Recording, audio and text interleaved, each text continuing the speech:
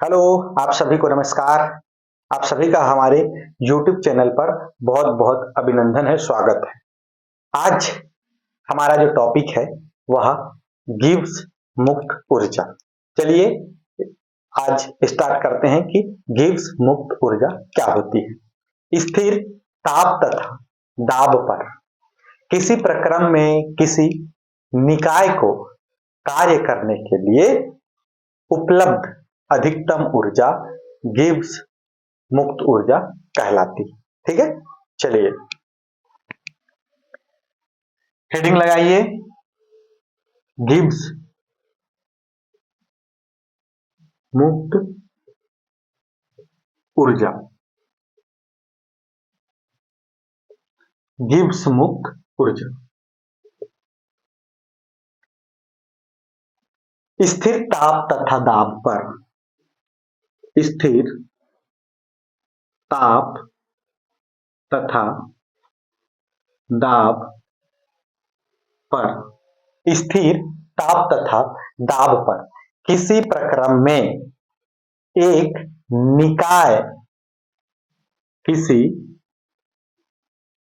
प्रक्रम में एक निकाय को कार्य करने, निकाय को कार्य करने के लिए उपलब्ध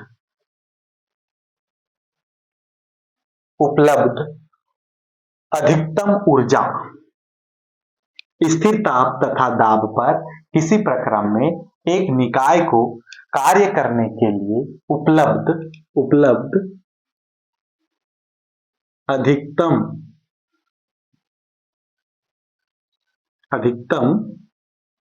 ऊर्जा, उपलब्ध अधिकतम ऊर्जा गिब्स मुक्त ऊर्जा कहलाती है। गिब्स मुक्त ऊर्जा कहलाती है। ठीक है, क्या कहता है कि ताप कैसा होना चाहिए? स्थिर होना चाहिए। ठीक, ओके। स्थिर ताप तथा दाब पर किसी प्रक्रम में एक निकाय को कार्य करने के लिए जितनी ऊर्जा की आवश्यकता होती है और जितनी ऊर्जा वहां पे उपलब्ध होती है उसी ऊर्जा को क्या कहते हैं? मुक्त ऊर्जा कहते हैं। ठीक है भाई, तो मुक्त ऊर्जा को जी से प्रदर्शित करते हैं। G equal to H minus T S, G equal to H minus T S. ठीक है भाई, ओके। अब अगर इनमें थोड़ा परिवर्तनों को दिखा दिया जाए तो गिब्स मुक्त ऊर्जा में थोड़ा सा ये दिखाएंगे तो डेल जी बराबर एच में थोड़ा सा हो तो del H minus T. T तो स्थिर है तो फिर ये परिवर्तन नहीं होगा, टी डेल एस। ओके, ये जहां पे ये डेल जी जो है गिब्स मुक्त ऊर्जा है ना, इसको जो है इस रूप में लिख सकते हैं अगर थोड़ा बहुत परिवर्तन होता है। ताप स्थिर है इसलिए ताप के सामने हमने डेल नहीं लिखा है। डेल जो है क्या है, उसको थोड़ा सा परिवर्तन को दर्शाता है। ठीक, ओके। जहां डेल जी ये गिब्स मुक्त ऊर्जा है ना, जहां पे डेल जी क्या है? गिब्स मुक्त ऊर्जा है। डेल एच, डेल एच जो है यह निकाय की एंथैल्पी है, निकाय की एंथैल्पी, एंथैल्पी। ठीक, निकाय की एंथैल्पी। एंथैल्पी का मतलब होता है उस निकाय की ऊर्जा या उष्मा की मात्रा। ठीक है, निकाय की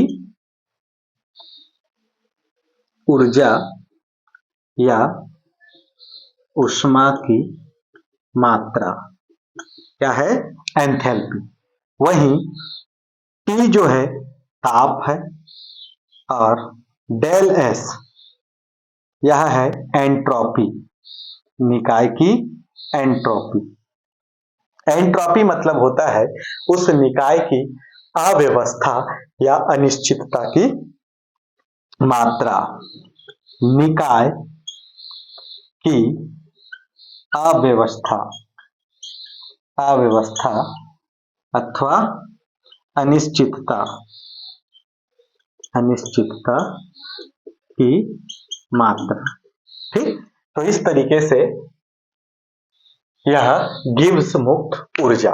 ठीक है भाई, स्थिर ताप तथा दाब पर किसी प्रक्रम में एक निकाय को कार्य करने के लिए उपलब्ध अधिकतम ऊर्जा की जो मात्रा होती है वही क्या कहलाता है, गिब्स मुक्त ऊर्जा या गिब्स ऊर्जा। ठीक है, okay. Del G equal to del H minus T del S.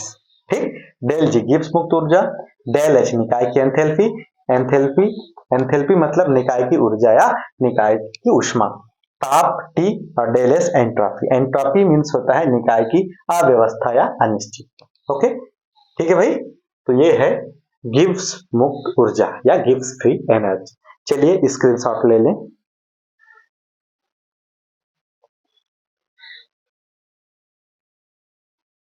हो गया?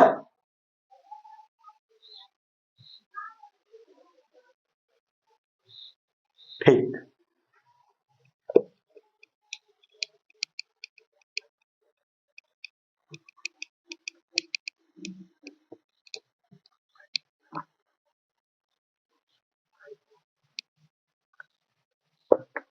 अब देखते हैं यदि गिब्स मुक्त ऊर्जा या गिब्स फ्री एनर्जी डेल जी का मान अगर नेगेटिव आए, यदि डेल जी बराबर, इसका वैल्यू जो है कैसा आना चाहिए, नेगेटिव। कैसा हो, ये ऋणात्मक हो। डेल जी का मान अगर ऋणात्मक हो, है ना, ऋणात्मक हो, तो अगर डेल जी का मान ऋणात्मक होता है तो यह जो है स्वतः प्रक्रम है। ये अभिक्रियाएं जो है अपने आप होने वाली अभिक्रियाएं हैं। ठीक है, यह स्वतः प्रक्रम होता है, अर्थात तंत्र या निकाय द्वारा इस कार्य को किया जाता है। ठीक, जब डेल जी इक्वल क्या हो जाता है, डेल जी का मान क्या हो, नेगेटिव हो। ठीक, तो ऐसा प्रक्रम क्या होता है, यह स्वतः प्रक्रम होता है, स्वतः प्रक्रम है। ठीक, यानी इस प्रक्रम में कार्य को क्या करता है, निकाय स्वयं करता है। ठीक है, यह स्वतः प्रक्रम है, अर्थात निकाय द्वारा अपने आप कार्य किया जाता है। ठीक है भाई, निकाय द्वारा कार्य किया जाता है, अर्थात निकाय को ही तंत्र बोलते हैं और इंग्लिश नाम इसका सिस्टम है। निकाय तंत्र या सिस्टम द्वारा कार्य किया जाता है, कार्य किया जाता है। ठीक है भाई, कार्य किया जाता है किसमें, स्वतः प्रक्रम में। स्वतः प्रक्रम कब होगा, जब डेल जी यानी कि गिब्स फ्री एनर्जी या गिब्स मुक्त ऊर्जा का मान कैसा हो, ऋणात्मक। ठीक है भाई, तो इसको समझने की कोशिश करें कैसे। मान के चलो ये दो रूम है, ठीक, इधर से रास्ता है उसको बंद कर दिए हैं, बाकी सब साइड पैक है। मान के चलो इस रूम में जो है कोई एक गैस है, एक गैस है, ये बंद है, ये रूम पूर्णतः भर जाएगा। ठीक, अब क्या करेंगे, इस रास्ते को खोल देंगे, तो क्योंकि ये गैस भरा है तो अपने आप जो है गैसेस इस रास्ते से इस दूसरे वाले बॉक्स में भी या रूम में आ जाएंगे। ठीक, तो ये क्या हो गया, स्वतः जैसे ही खोल दिए अपने आप आते हैं, तो ऐसे प्रक्रम जो है क्या है, स्वतः प्रक्रम। ठीक, ये क्या है, स्वतः प्रक्रम, ये अपने आप होने वाला, केवल गेट खोलने की जरूरत है, बाकी काम जो है गैस खुद कर लेता है, तंत्र खुद कर, यही जो है क्या है, तंत्र खुद कर लेता है और गैसेस उस रूम से इस रूम में आसानी से आ जाते हैं। ठीक है भाई, अगला कंडीशन, यदि डेल जी का मान जो है पॉजिटिव हो, यानी कि इसका मान कैसे हो, धनात्मक हो। डेल जी का मान अगर धनात्मक हो, तो ऐसे जो प्रक्रम होते हैं ये अस्वतः प्रक्रम है, अस्वतः प्रक्रम है। अस्वतः प्रक्रम है अर्थात निकाय द्वारा कार्य नहीं किया जाता है, बल्कि निकाय पर कार्य करना पड़ता है ना। निकाय पर बाह्य बल से कार्य करना पड़ता है, बाह्य बल से कार्य करना पड़ता है। ठीक है, इसमें निकाय खुद काम नहीं करता, उसे निकाय पर काम करना पड़ता है और यहाँ कोई बाहर से कोई बल लगेगा जिससे ये कार्य जो है होगा। ठीक है भाई, जैसे अभी हमने देखा कि ये रूम था, यहाँ पे बंद है, इधर कोई गैस है, ये गैस यहाँ पे कंप्लीट रूप से भरा है, जैसे ही इसको हम खोल देते हैं तो गैसेस वहां से इस ओर भी आ जाती है। अब क्या है, अब हमको क्या करना है कि भाई ये गैस जो आया है इस गैस को वापस उधर भरना है, इन गैसों को वापस इधर भरना है।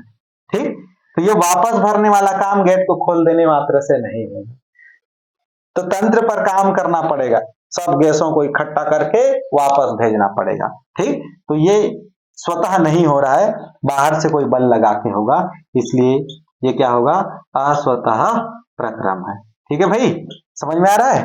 तो अगर डेल जी का मान नेगेटिव होता है, गिब्स मुक्त ऊर्जा ऋणात्मक होती है तो प्रक्रम स्वतः होता है, अगर गिब्स मुक्त ऊर्जा धनात्मक होती है तो वह प्रक्रम स्वतः नहीं होता, सिस्टम के ऊपर में कार्य करना पड़ता है। ठीक, चलिए स्क्रीनशॉट ले ले।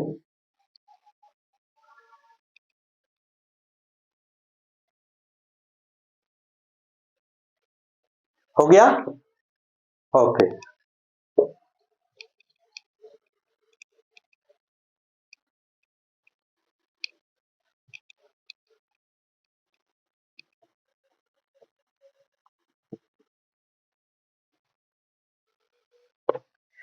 तो ये था भाई कि Gibbs free energy del G equal to positive, तो वह जो है अस्वतः प्रक्रम है, और अगर डेल जी का मान ऋणात्मक है तो वह स्वतः प्रक्रम। ओके, ठीक है भाई, स्वतः अस्वतः प्रक्रम आपको समझ में आ गया। चलिए, अब हमने जो डैनियल सेल में जो देखा था एनोड और कैथोड, हमने ये देखा कि एनोड से इलेक्ट्रॉन जो है कैथोड की ओर जाते हैं। ठीक, एनोड से इलेक्ट्रॉन कैथोड की ओर जाते हैं और वहां पे आयन, पॉजिटिव आयन उनको एक्सेप्ट करके उनके साथ जुड़ के वो उदासीन हो जाता है। ठीक, देखें कैसे कि जो एनोड होता है, एनोड कहां पे, डैनियल सेल में, एनोड से कैथोड की ओर,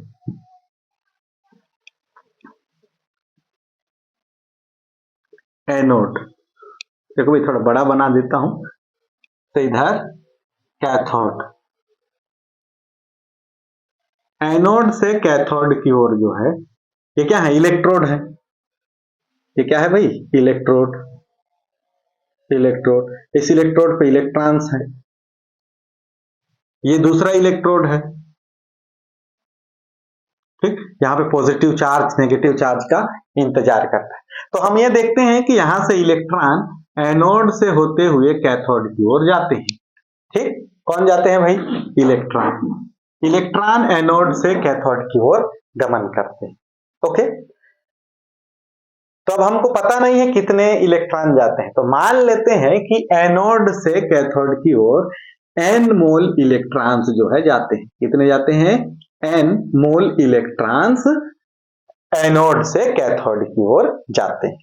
ठीक, तो हम ये देखते हैं कि ये जो एनोड है इसका कोई ना कोई विभव होता है, जो हमने सीखा है इलेक्ट्रोड विभव में। इधर कैथोड का भी कोई ना कोई विभव होता है। ठीक, इन दोनों इलेक्ट्रोडों के विभव में अंतर होता है ना, दोनों इलेक्ट्रोडों के विभव में अंतर होता है। ठीक है, दोनों इलेक्ट्रोडों के विभव में अंतर होता है, जिसको क्या कहते हैं, विभवांतर कहते हैं। क्या कहते हैं, विभवांतर। विभवांतर होने से इलेक्ट्रॉन एक जगह से दूसरे जगह पर जाता है ना। विभवांतर से ही करंट फ्लो होता है, इलेक्ट्रॉन जाने लगते हैं, करंट फ्लो होने लगते हैं, ठीक है। ओके, विभवांतर कहलाता है दोनों इलेक्ट्रोडों के विभव में अंतर। ओके, इन दोनों इलेक्ट्रॉनों के विभव में अंतर को हम क्या कहते हैं? विभवांतर कहते हैं, है ना। समझ में आ रहा है जी? दोनों विभवों के अंतर को हम क्या बोलते हैं? विभवांतर कहते हैं, विभवांतर। ठीक, अब ये विभवांतर जो है ना, इस सेल के संदर्भ में देखें तो इस सेल का ई सेल है। क्या है? ई सेल, सेल का विभव है। ये सेल बनेगा तो ये सेल का विभव है। विभवांतर ही क्या है उसका? सेल विभव। ठीक, ई सेल, और इस एल को ही क्या कहते हैं अपन? सेल विभव। क्या बोलते हैं? सेल विभव। ठीक है भाई, सेल विभव। अभी अभी हमने देखा कि स्थिर ताप तथा दाब पर किसी प्रक्रम में एक निकाय को कार्य करने के लिए उपलब्ध अधिकतम ऊर्जा उसकी गिब्स मुक्त ऊर्जा या गिब्स फ्री एनर्जी है। देखो ये तंत्र है, इलेक्ट्रॉन जा रहा है तो इलेक्ट्रॉन जाने के लिए, इस तंत्र को काम करने के लिए अधिकतम ऊर्जा, ये क्या कहलाता है? वो गिब्स मुक्त ऊर्जा। यानी कि यही विभवांतर है, ये उस सेल का ई सेल है, यानी कि सेल विभव है, और यही क्या है? गिब्स मुक्त ऊर्जा के बराबर है, गिब्स मुक्त ऊर्जा। क्योंकि किसी निकाय को कार्य करने के लिए उपलब्ध अधिकतम ऊर्जा, वो विभवांतर है इलेक्ट्रॉन को यहां तक ले जाने का कारण। ठीक, वही क्या होगा? गिब्स मुक्त ऊर्जा के बराबर होगा। ठीक है, अब किसी सेल में एक सेल से दूसरे सेल तक इलेक्ट्रॉनों को जो बल ले जाता है उसको विद्युत वाहक बल कहते हैं। क्या कहते हैं? विद्युत वाहक बल। ठीक है भाई, तो आपको एक नया चीज देख, EMF इसको शॉर्ट में कहें तो EMF।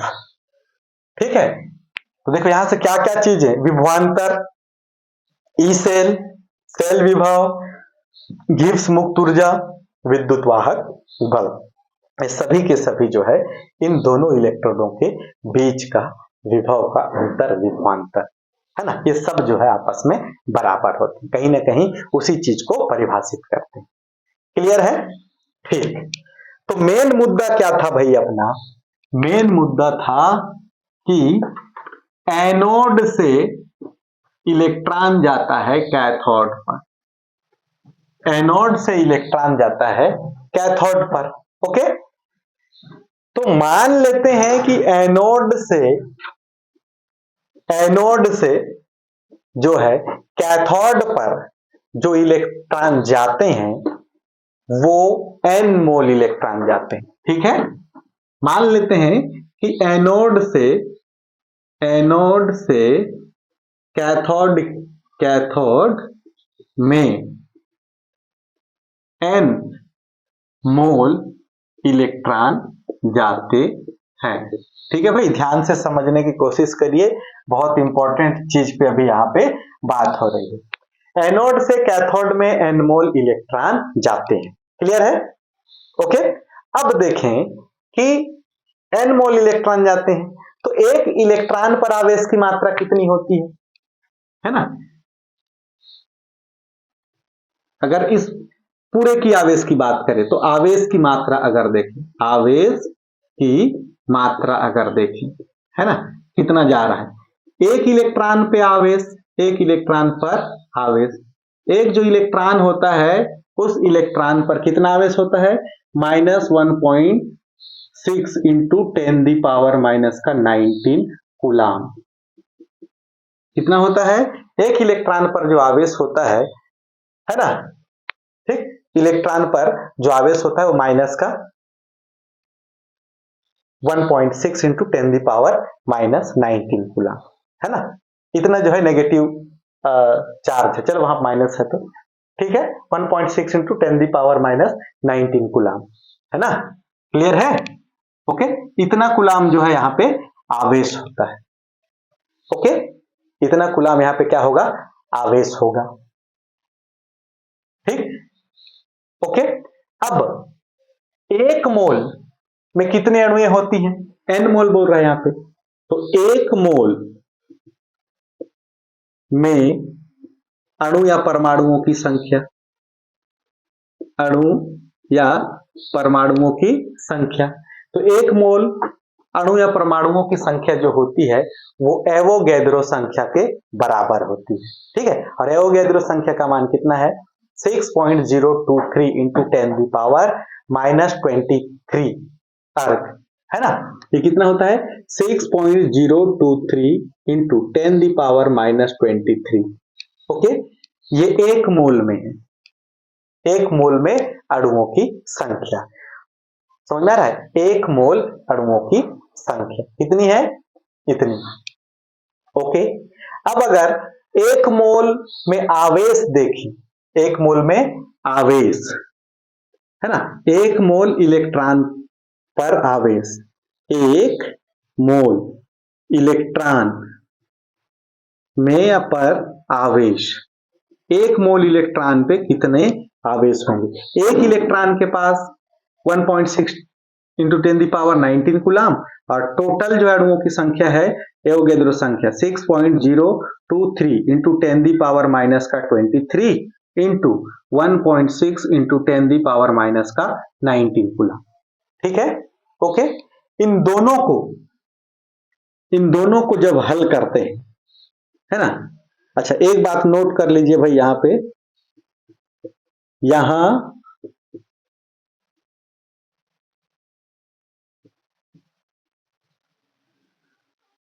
यहां आवेश के चिन्ह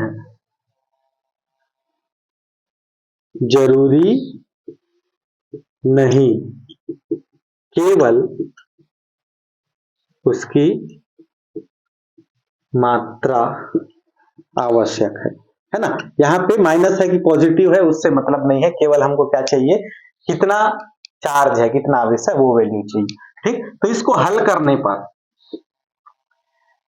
6.023 इंटू 10⁻⁻23 इंटू 1.6 इंटू 10⁻⁻19 कूलाम को जब इसको सॉल्व करते हैं तो इसकी वैल्यू आती है 96,485 कितना आता है? 96,485 कूलाम। ठीक, और इसको सार्थक अंक में लेने के लिए, ताकि कैलकुलेशन आसान हो, तो सार्थक अंक में लेने के लिए इसको 96,500 कूलाम लिया जाता है। यानी कि जो एक मोल इलेक्ट्रॉन है उन पर कितना आवेश है? 96,500 कूलाम। ठीक, एक मोल इलेक्ट्रॉनों में आवेश कितना है? 96,500 कूलाम। ओके, तो एक मोल इलेक्ट्रॉनों का जो आवेश होता है ना भाई, यहीं पे लिख देता हूं, एक मोल इलेक्ट्रॉनों का आवेश जो होता है इसको 1 फैराडे कहा जाता है। एक मोल इलेक्ट्रॉनों का जो आवेश होता है ये क्या कहलाता है? फैराडे कहलाता है। क्या कहलाता है? फैराडे, और इसको जो है F से प्रदर्शित करते हैं। एक मोल इलेक्ट्रॉनों का जो आवेश होता है वह फैराडे कहलाता है। ठीक है, ठीक है भाई, एक मोल इलेक्ट्रॉनों का आवेश क्या कहलाता है? फैराडे कहलाता है। और एक फैराडे में कितना आवेश? इसमें आवेश कितना होगा एक फैराडे में? एक फैराडे बराबर कितना आवेश होगा? 96,500 कूलाम, 96,500 कूलाम एक फैराडे। क्लियर है? ठीक है भाई, समझ में आ रहा है? यानी कि ये एक मोल इलेक्ट्रॉन पर आवेश है कितना फैराडे? एक फैराडे। एक फैराडे में कितना कूलाम? 96,500 कूलाम। अब देखो यहां पर कितने मोल जा रहा है? एक मोल का इतना, तो n मोल का कितना है ना। एक मोल में 96,500 कूलाम यानी कि 1 फैराडे, तो n मोल में कितने होंगे? तो n मोल में होंगे n फैराडे। समझ में आ रहा है भाई? n मोल में n फैराडे, यानी कि यहां पर एनोड से जो इलेक्ट्रॉन होते हैं जो कैथोड में जाते हैं वो n फैराडे जाते हैं। ठीक है, कितने फैराडे जाते हैं? n Faraday. समझ में आ रहा है भाई? यहां पे एनोड से कैथोड पर n मोल इलेक्ट्रॉन्स जो है जाते हैं। तो n मोल इलेक्ट्रॉनों में आवेश की गणना करने के लिए एक इलेक्ट्रॉन पर आवेश जो होता है 1.6 इंटू 10⁻⁻⁹ कूलम। वहीं एक मोल में अणु की संख्या अगर निकालें तो एक मोल में अणु परमाणु या आयनों की संख्या जो होती है वो एवोगैड्रो संख्या यानी कि 6.023 इंटू 10⁻⁻23 अर्ग, इतने जो है अणु परमाणु या आयन होते हैं एक मोल में। तो एक मोल इलेक्ट्रॉन का आवेश, क्योंकि एक मोल में तो इतने इलेक्ट्रॉन हो गए, तो एक इलेक्ट्रॉन पे इतने आवेश, तो इतने इलेक्ट्रॉनों को इसके साथ गुणा करने से आता है कितना 96,485 कूलम, और इसको बराबर जो है सार्थक अंकों में लेने के लिए 96,500 कूलम माना जाता है। अगर इतना होगा तो कैलकुलेशन मुश्किल हो जाता है, तो 96,500 कूलम इसको जो है माना गया है। ठीक, तो 96,500 कूलम ये एक मोल इलेक्ट्रॉन का आवेश है, और एक मोल इलेक्ट्रॉन के आवेश को एक फैराडे कहते हैं, एक फैराडे कहते हैं, यानी कि एक फैराडे में 96,500 कूलम होता है। ठीक है, तो एक मोल इलेक्ट्रॉन का आवेश 1 फैराडे है, तो n मोल इलेक्ट्रॉनों का आवेश क्या होगा n फैराडे, क्योंकि एनोड से n मोल ऑफ इलेक्ट्रॉन्स कहां जाते हैं, कैथोड में जाते हैं। ठीक है, ओके, समझ में आ रहा है भाई? ठीक, समझ में आया ये चीज? ओके, ठीक है। तो एक एनोड से कैथोड की ओर जो इलेक्ट्रॉन जाते हैं वो कितने जाते हैं, कितना आवेश जाता है, n फैराडे। ठीक, चलिए, ठीक है भाई, स्क्रीनशॉट ले लें, नोट कर लीजिए।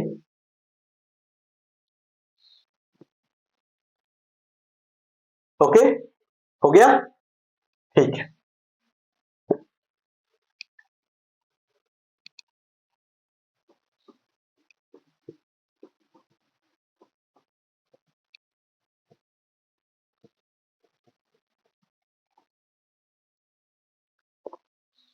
अब देखते हैं कि एनोड से कैथोड तक इलेक्ट्रॉन को भेजने के लिए उस निकाय के द्वारा कितना कार्य किया जाता है। अब उसके कार्य की गणना, एनोड से जो इलेक्ट्रॉन है उसको कैथोड तक इलेक्ट्रॉन को भेजने के लिए, भेजने पर किया गया कार्य है ना, कि उसको वहां तक ले जाने में जो कार्य लगता। ठीक है, तो यहां क्या निकालें, कार्य, क्योंकि सिस्टम के द्वारा कार्य किया जाना, सिस्टम यहां पे कार्य कर रहा है ना। ठीक, तो विभवांतर जो है, दोनों इलेक्ट्रोडों के विभवों का अंतर विभवांतर, विभवांतर, तो विभवांतर बराबर कार्य बटे आवेश होता है, विभवांतर बराबर कार्य बटे आवेश। ठीक है, विभवांतर बराबर कार्य बटे आवेश। अगर हमको यहाँ पे कार्य निकालना है तो इस सूत्र से हम कार्य के लिए भी सूत्र बना सकते हैं, कार्य बराबर है ना, कार्य बराबर विभवांतर गुणित आवेश। ओके, है ना, कार्य बराबर विभवांतर गुणित आवेश या आवेश गुणित विभवांतर, है ना, विभवांतर। विभवांतर बराबर कार्य बटे आवेश के सूत्र से हम कार्य बराबर आवेश गुणित विभवांतर कार्य के लिए सूत्र बना सकते हैं। ठीक, तो दोनों इलेक्ट्रोडों के विभव में अंतर कितना, कितने इलेक्ट्रॉनों का, अभी हमने देखा ना, एक एनोड से कैथोड तक जाने में n मोल इलेक्ट्रॉन्स जाते हैं, तो इन n मोल इलेक्ट्रॉनों का जो आवेश होता है कितना होता है, Nf, है ना, n फैराडे होता है। ठीक, तो आवेश कितना है भाई यहाँ पे, n फैराडे। ठीक, n फैराडे है, यहाँ पे आवेश कितना है, n फैराडे। ठीक, और ये दोनों इलेक्ट्रोडों के बीच का अंतर कितना विभव का अंतर है, ई से। ठीक, सेल विभव यानी कि ई से, है ना जी, ये सेल विभव है, वो कितना है, ई से। क्लियर है, तो कार्य बराबर यहाँ पे कितना आ गया, कार्य बराबर NF इंटू ई से, है ना, ये। ठीक है, NF बराबर, सॉरी, कार्य बराबर NF इंटू ई से, ये क्या है, उस तंत्र द्वारा किया गया कार्य। ठीक है, अब अगर डेल जी का मान ऋणात्मक होगा। क्यों? क्योंकि निकाय खुद काम कर रहा है, खुद इलेक्ट्रॉनों को यहां से वहां भेज रहा है। ठीक है ना। अब डेल जी बराबर नेगेटिव, इसका वैल्यू जो है नेगेटिव होगा। क्यों? क्योंकि यहाँ पे क्या हो रहा है, निकाय द्वारा कार्य किया जा रहा है, निकाय द्वारा कार्य किया जा रहा है, निकाय खुद कार्य कर रहा है, इसलिए डेल जी का मान नेगेटिव आएगा। ठीक है भाई, डेल जी का मान नेगेटिव। ओके, ठीक है, नेगेटिव इसका कार्य। तो ये क्या हो जाएगा, del G equal to minus N F E cell.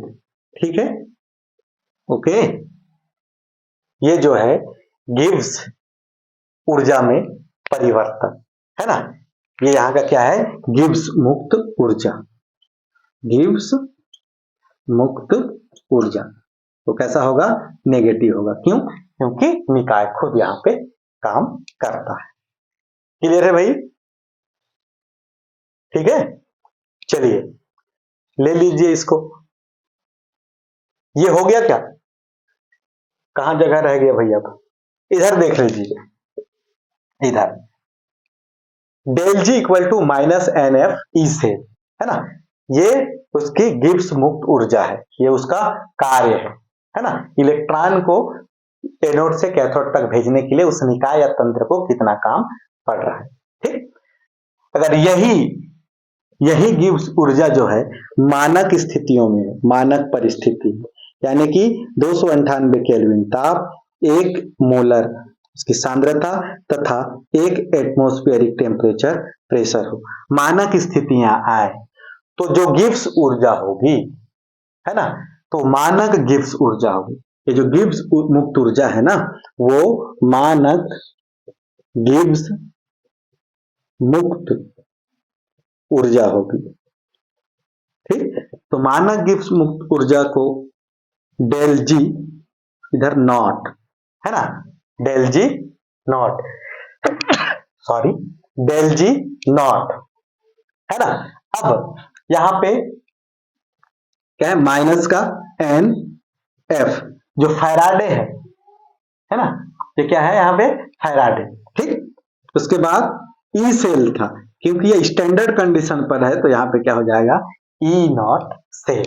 Okay, तो इस तरीके से जो ये आ गया, ये क्या है, मानक गिब्स मुक्त ऊर्जा या स्टैंडर्ड गिब्स फ्री एनर्जी, और ये जो है गिब्स फ्री एनर्जी। तो हमारे पास दो चीजें यहां से आ गया जिसको आपको याद रखना है, गिब्स मुक्त ऊर्जा और मानक गिब्स मुक्त ऊर्जा।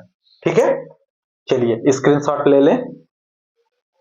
ठीक, तो इस तरीके से हमने गिब्स मुक्त ऊर्जा को देखा कि गिब्स मुक्त ऊर्जा अगर ऋणात्मक हो तो फिर वह निकाय स्वयं कार्य करता है, गिब्स मुक्त ऊर्जा धनात्मक हो तो निकाय पर कार्य करना पड़ता है, और एनोड से कैथोड तक जाने के लिए जो इलेक्ट्रॉनों का आवेश होता है वो NF यानी कि N फैराडे होता है, और वहीं एनोड से कैथोड तक इलेक्ट्रॉन को ले जाने के लिए जो कार्य किया जाता है वो NF ई सेल के बराबर होता है।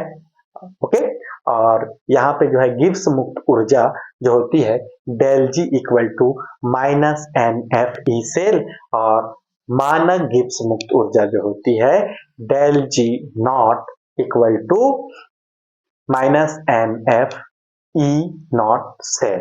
ठीक है, तो हमने और देखा कि गिब्स ऊर्जा में del G equal to del H minus T del S, जहां पे डेल एच जो है एंथैल्पी होता है, जो किसी निकाय या तंत्र की ऊर्जा होती है ना, ऊष्मा या ऊर्जा होती है, और वहीं एंट्रोपी एस जो है एंट्रोपी है, जो उस निकाय की अव्यवस्था या उसकी अनिश्चितता को दर्शाती है। ओके, तो आज के वीडियो में बस इतना ही, अगले वीडियो में हम इसके आगे के टॉपिक के साथ आपके सामने फिर हाजिर होंगे। तब तक के लिए आप सबको नमस्कार, जय हिंद, जय भारत। ओके।